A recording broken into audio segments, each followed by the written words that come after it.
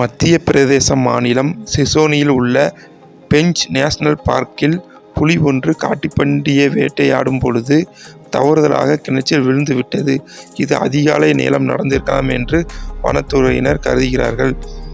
அருகில் உள்ள கிராமத்து மக்கள் அதிகாலை நேரத்தில் கிணற்றில் தண்ணீர் எடுப்பதற்காக செல்லும்போது புலி மற்றும் காட்டுப்பன்றி கிணற்றுக்குள் இருப்பதை கண்டார்கள்.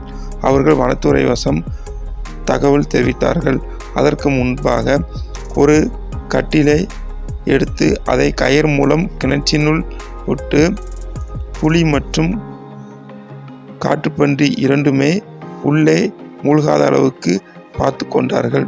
பின்னர் வனத்துறையினர் வந்து 4 புறமும் கூண்டிலில் கயிறு கட்டி கூண்டை கிணற்றுக்குள் இறக்கி புலியை பத்திரமாக மேலே எடுத்தனர்.